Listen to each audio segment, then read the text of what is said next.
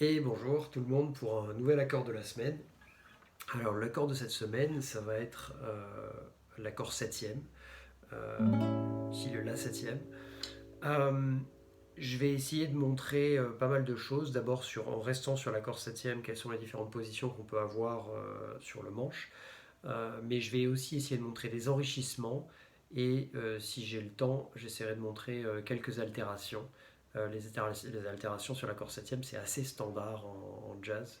Là, ça provoque une tension et donc on résout. Et généralement, on résout sur un accord septième majeur qui est l'accord, je crois, de la semaine d'avant.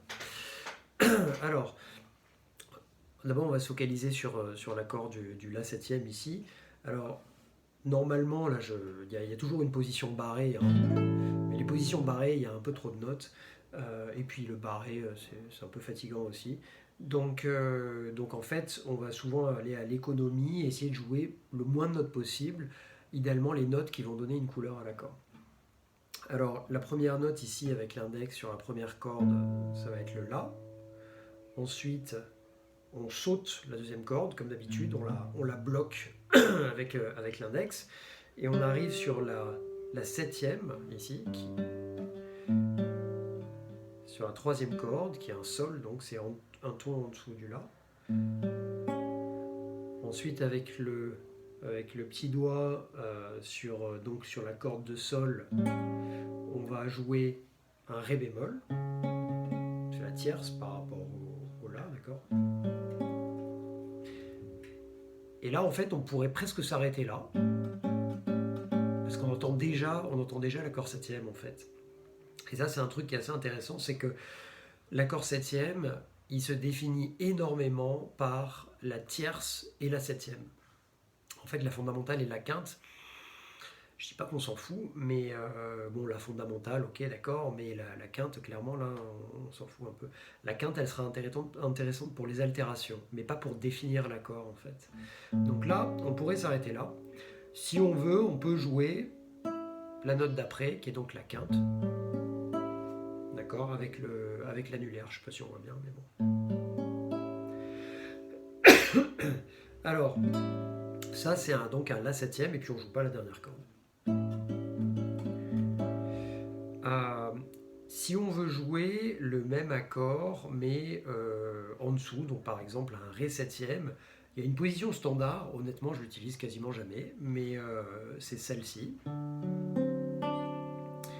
où en fait on a la fondamentale, donc le Ré, ici on a la tierce, ensuite on a la septième, et en fait ici on a l'octave. Donc en fait dans cette position-là, on ne joue même pas la quinte, on s'en fout d'ailleurs. Par contre, on joue deux fois, on joue la fondamentale et l'octave. Donc ça, c'est un peu redondant. Donc c'est pour ça que je l'utilise pas trop. Généralement, j'utilise une autre position qui permet avec des enrichissements en fait. Mais bon, en tout cas, c'est la position. Euh, Si on veut aller plus loin et commencer à partir de la troisième corde, en fait, on va faire un truc intéressant. Voilà, on va regarder donc cet accord-là, le Ré septième. On va essayer de le commencer à partir de la tierce. Donc, c'est ça la tierce, d'accord. Donc sur la troisième corde. Et en fait, on va commencer l'accord à partir de là. Si on commence l'accord à partir de là, c'est donc un renversement où on commence sur la tierce et la position elle est comme ça. D'abord la tierce, ensuite on a la septième, ensuite on a la fondamentale, donc elle arrive en troisième position, et ensuite on a la quinte.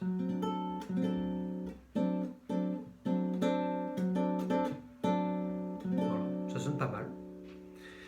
Euh, on va continuer à monter et cette fois-ci on va commencer de la quinte. Alors en fait, là on a la fondamentale, la tierce, et là la quinte. La quinte, donc c'est un La dans le cas de l'accord de Ré.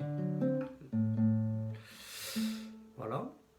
Et donc si on commence à partir du La, en fait la position, elle doit être assez connue, elle est pas mal utilisée, c'est comme ça.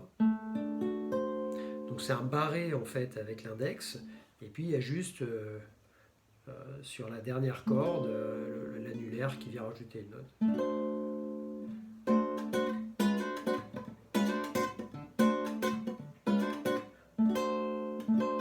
On peut aussi faire ça.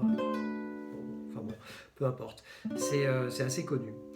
Assez utilisé. Ensuite, si on continue à monter, en fait, on va se retrouver ici.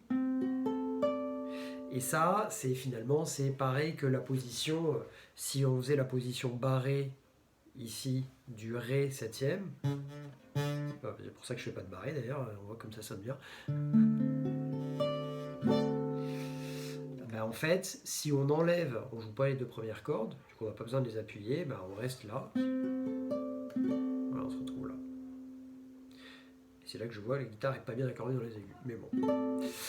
Voilà. Et la dernière position, alors je vais la jouer ici, ça va être quand on commence de la fondamentale.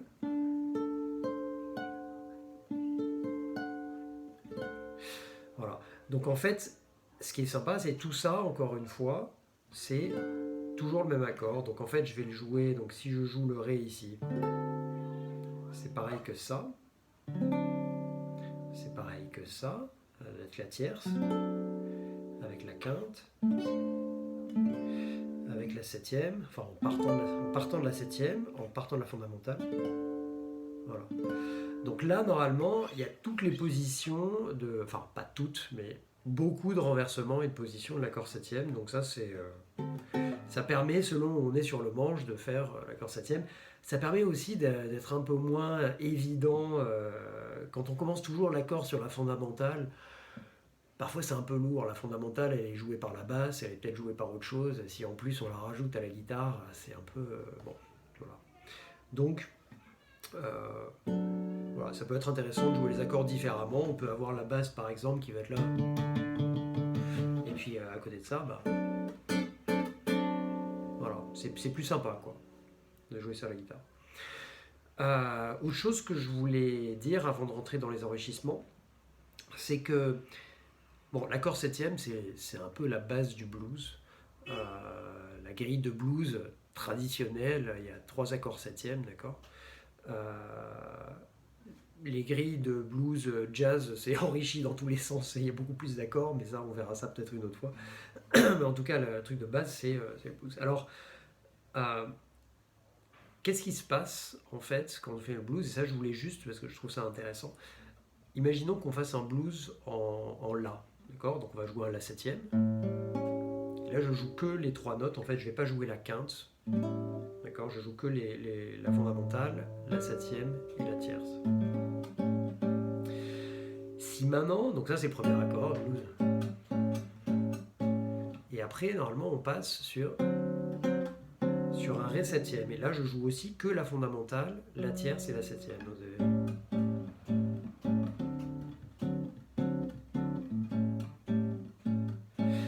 ça, en fait, imaginons qu'on oublie de jouer la fondamentale complètement.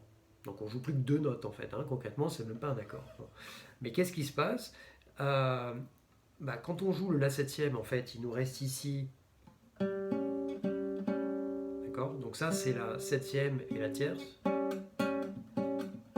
Et après, quand on va jouer le Ré, on enlève le Ré donc, on enlève la fondamentale.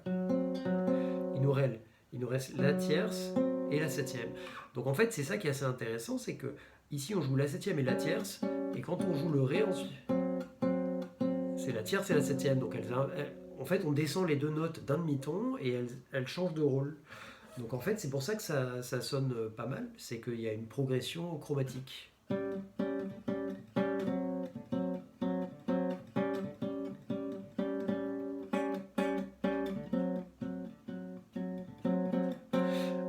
Donc en fait, c'est... et puis après, on pourra aller aussi sur le... Donc, comme ça.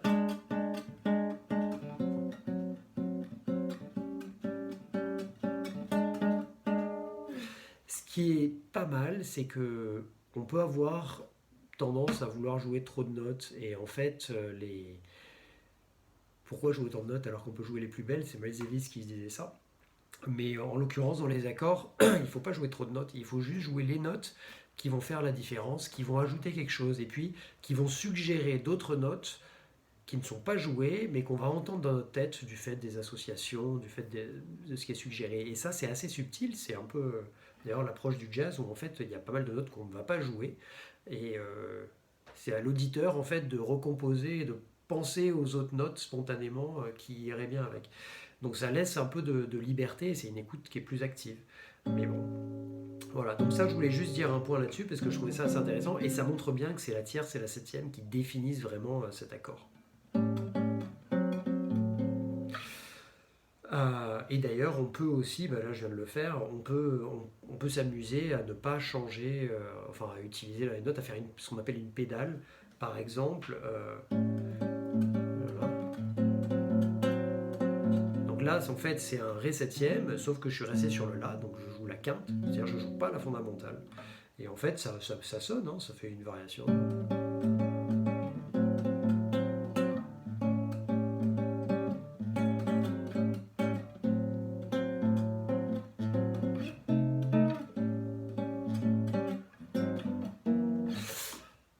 Ok,